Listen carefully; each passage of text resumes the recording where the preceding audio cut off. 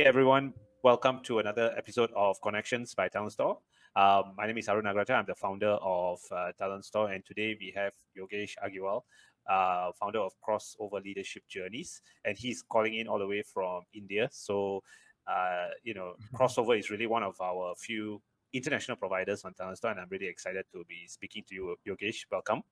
Uh, you know, uh, Maybe as a way to kick off, I just want to get a sense of your background. What led you to kind of start crossover? Was Yes. there a specific point in your career that you decided, okay, I think this is the this is the path for Yes. me. So I just want to Uh, get a little bit more understanding, and then we can move from there. yes. So, Arun, thank you so much for having me, all the way from Malaysia. It is always a pleasure to meet you and talk to you. I know I'm not a trainer or a leadership coach from the beginning. I'm a computer engineer by Mm, qualification. okay. I used to work in Wipro for a very long time. I worked in Wipro, Yeah. which is a very big, large international Indian-based company. And Yep. I used to be on the IT side of Wipro. And in Okay. 2004, we were 20 of us who got a award from our chairman called Azim Premji. And Okay. it was a like very few managers got it. So we were like in limelight, and we were asked to go and talk to different people about what are the best practices of leadership. And Okay. when I started going and sharing with the people, the trainer would tell me that whatever you're sharing is being talked about by Richard Boyd, Annie McKay. And I used to borrow the books, and then I realized that there is so much of psychology that is available in academics which is not being given to business. And then I Okay. started reading more about it, and then I started bringing more of my examples. A combination of psychology on one side and business on other side was a fantastic combination for the participant.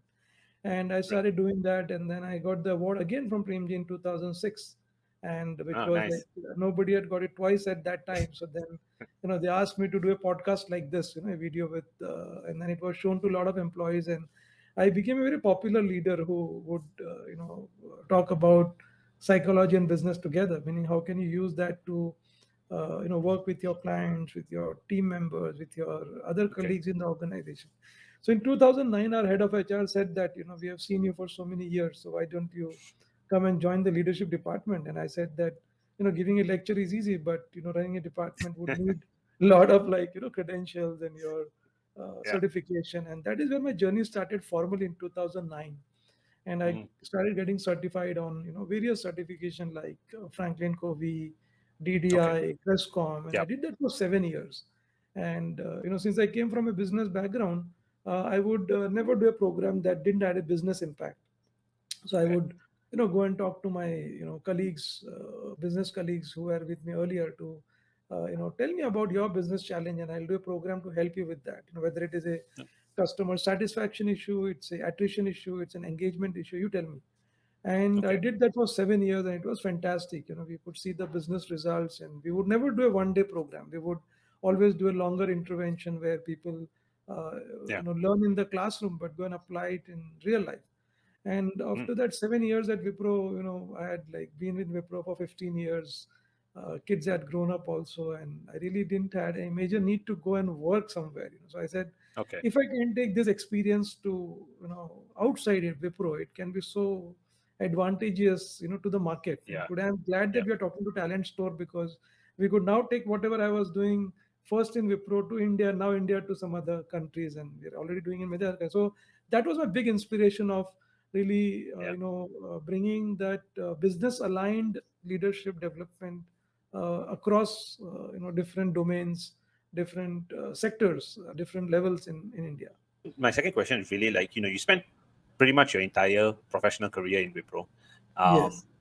and how did you find it when you started crossover, when you started to probably service other businesses, other clients out there?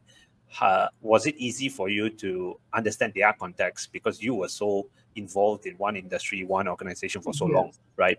I Yes. asked this Yes. question because this is something that sometimes I face difficulties with, right? Yes. I tend to always look at things from a GE angle, right? Yes. But obviously, I cannot assume everyone has that Mhm. philosophy, right? So, how was Yes. it for you, and how did you handle that transition? Yes, yes. So Arun, a very valid question, and what we have realized is that no matter which industry you go in, and then the underlying issue is with people.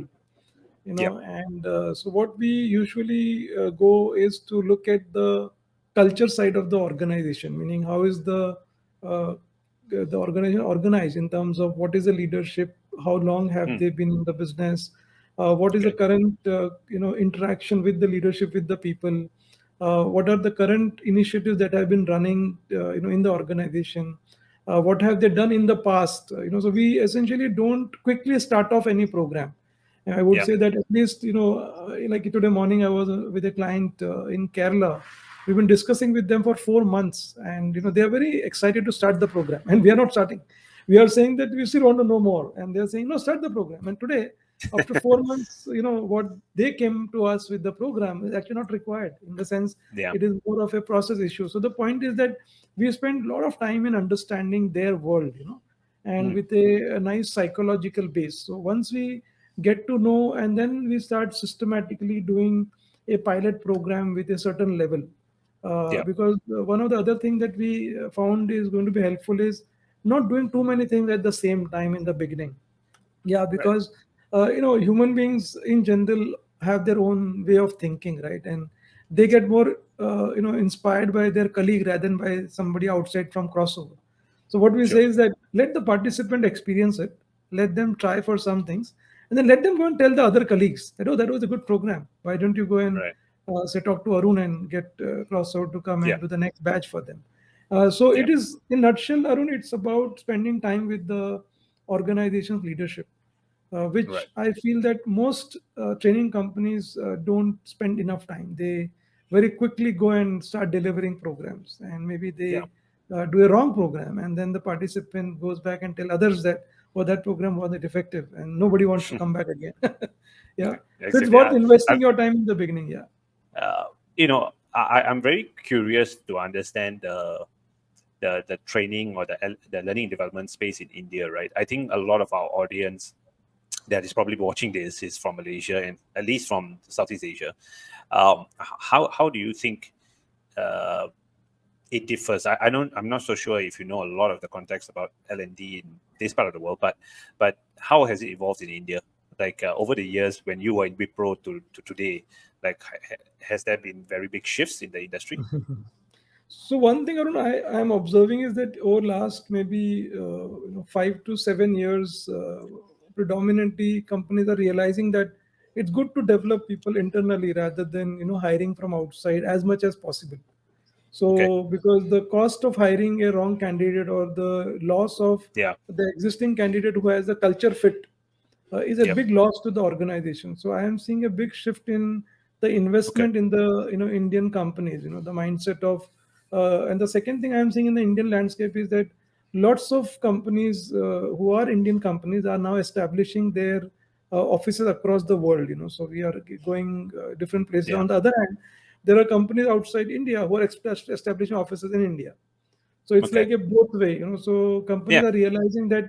So like for example, we do a lot of this cultural assessment for the people who are going abroad, and the people who are coming to India. We are doing that so that if I go to Malaysia, it is good for me to take my assessment that how close I am with Malaysian culture. Yep. So that report gives me that idea. So I am seeing that the companies are realizing the importance of training in L&D space.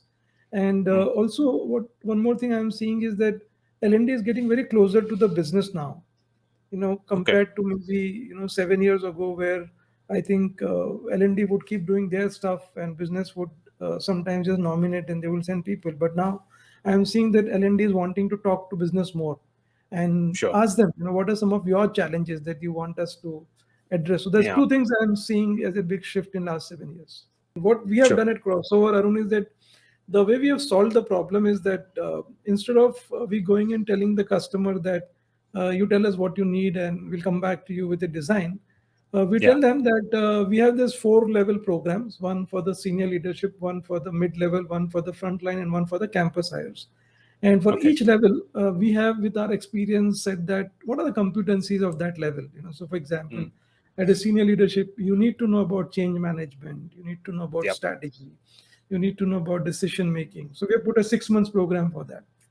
At a Okay. mid-level, we know that they get pressurized from the top and the bottom. So we have put programs like emotional intelligence.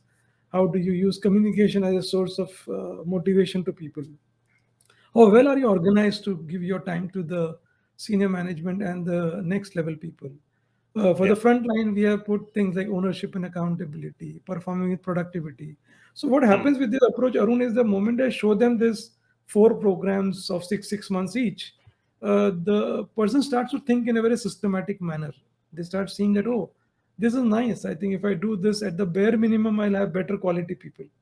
Yep. Versus you don't show him anything, yeah, and then he doesn't know and he's not able to visualize what we will do, and you come back and show Yeah. something, and by that time the whole enthusiasm is kind of down. Here what happens is, in our first meeting itself, they almost find it very interesting. They said, oh, this is fantastic, let me go and talk to my other colleagues and Yeah. come back to you. So we have two separate content today, one for in Okay. person, one for virtual. And what I mean by that is that even before we start a virtual program, we actually do a orientation of the virtual approach, meaning how Okay. do you go into a breakout room, how do you use a Yeah. Yeah.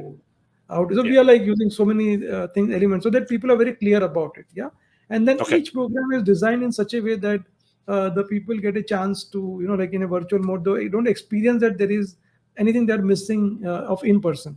So Yep. so our experience in last, I think, 5 years that we have been doing virtual, we have found a very huge level of engagement there, which even Okay. today so some clients are like almost decided to be virtual only. They are in fact not wanting to do in person.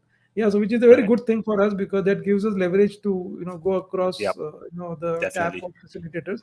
But if you Yep. were to ask me to, we do send our facilitator across the world, so people go to other countries to deliver.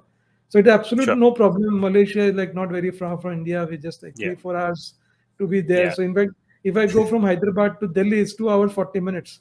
Same time to go to Malaysia. So for me, I don't think it's a big Yeah. thing to come to get our people to come and deliver.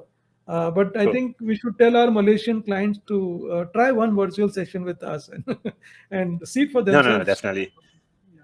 Yeah. Serving not only a local need but also Yeah. an international need, right? Because I think we all Yeah. need to be able to expand our reach outside of our Yeah. home countries to be able to Yeah. execute for different clients, and I think that makes us stronger as a result, right? Yes, yes. And Arun, also, at Crossover, as you saw with us, that we are a very partner-driven company. Meaning we love to partner Yes. with companies. So we have tied up with Emeritus, Lead Up Universe, a lot of companies, Jumbo in India also, and companies Yep. who are across the world. So we are absolutely delighted, because at the end, it's a value for the customer. Yep. The customer, frankly, will not at some point care about whether Yogesh is from Talent Store or is from Crossover. It's just the value to the Yep. client. That's what I look at it.